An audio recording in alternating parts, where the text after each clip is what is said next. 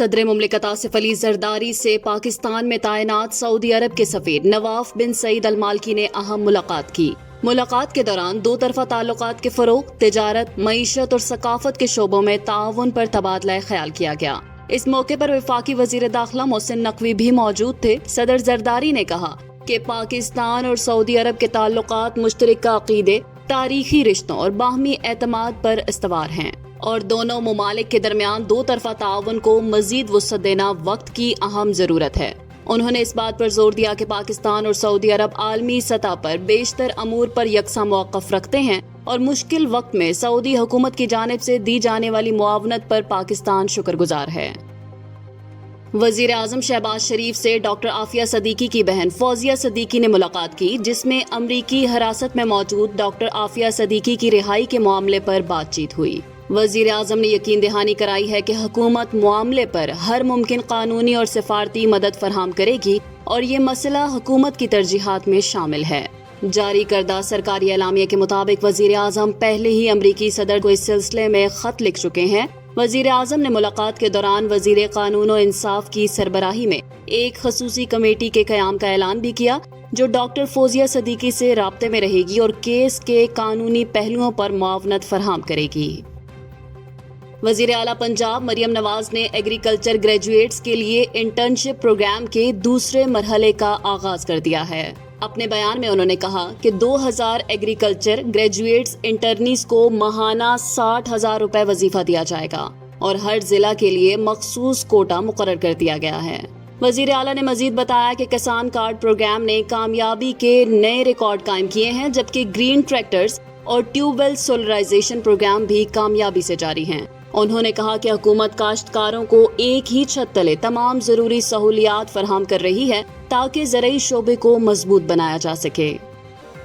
سندھ حکومت نے 14 اگست کی یوم آزادی کی تقریبات کو بھرپور انداز میں منانے کا فیصلہ کیا ہے۔ سینئر وزیر شرجیل انعام میمن کی زیر صدارت اجلاس میں یوم آزادی اور مارکہ حق کی تقریبات کے انتظامات کا تفصیلی جائزہ لیا گیا۔ سینئر وزیر شرجیل میمن نے کہا کہ ان تقریبات کا مقصد حب الوطنی، قربانی، یکجہتی اور سچائی کے پیغام کو فروغ دینا ہے اور یہ سندھ حکومت کے وژن کی عکاسی کریں گے۔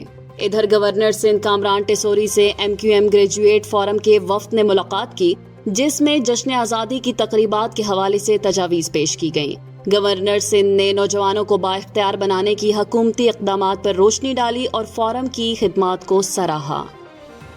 وزیر اعظم محمد شہباز شریف نے میڈیکل کالجز اور انجینئرنگ یونیورسٹیوں میں خیبر پختونخوا کے ضمشدہ اضلاع کا کوٹا بحال کرنے کا اعلان کر دیا ہے۔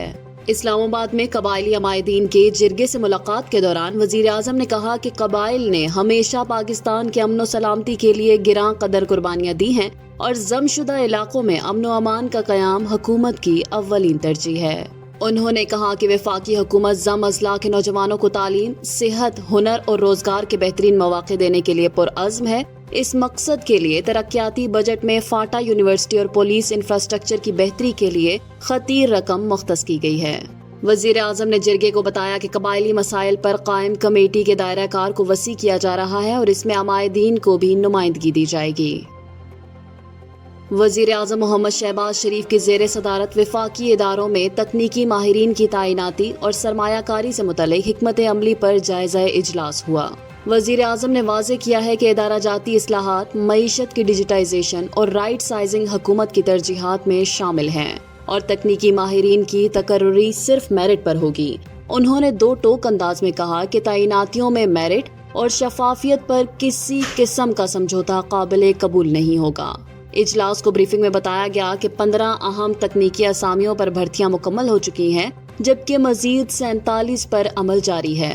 7 وزارتوں کے لیے CFO، CEO اور MDs کے 30 امیدوار شارٹ لسٹ کیے جا چکے ہیں۔ سرمایہ کاری حکمت عملی پر بتایا گیا ہے کہ 18 معاشی شعبوں کی پچ بکس تیار ہو چکی ہیں تاکہ سعودی عرب، UAE، آذربائیجان، قطر اور کویت جیسے ممالک کے ساتھ مشترکہ منصوبوں کو فروغ دیا جا سکے۔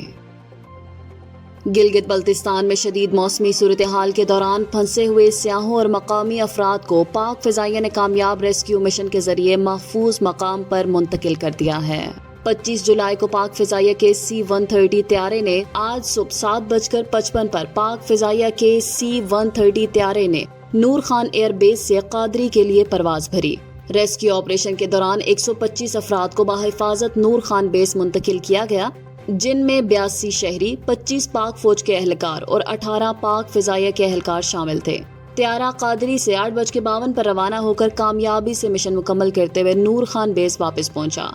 ये रेस्क्यू मिशन अफवाज पाकिस्तान की अवामी खिदमत और फलाह के जज्बे का मजहर है, जो हर मुश्किल घड़ी में पूरी मुस्तदी से अपनी जिम्मेदारियां निभाती हैं।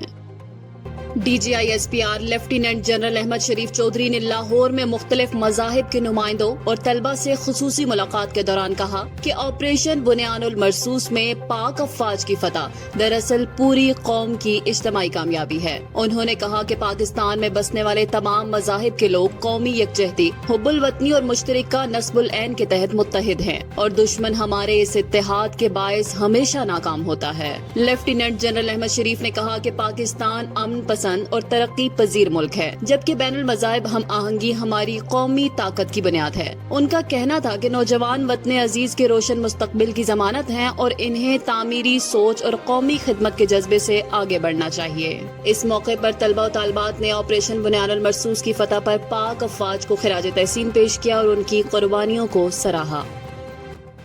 मुल्क भर की सराफा मार्केटों में सोने की कीमत में मुसलसल दूसरे रोज नुमाया कमी देखने में आई है। आल पाकिस्तान सराफा जेम्स एंड ज्वेलर्स एसोसिएशन के मुताबिक आज फी तोला सोना 2,300 रुपए सस्ता होकर 3,56,700 रुपए का हो गया है।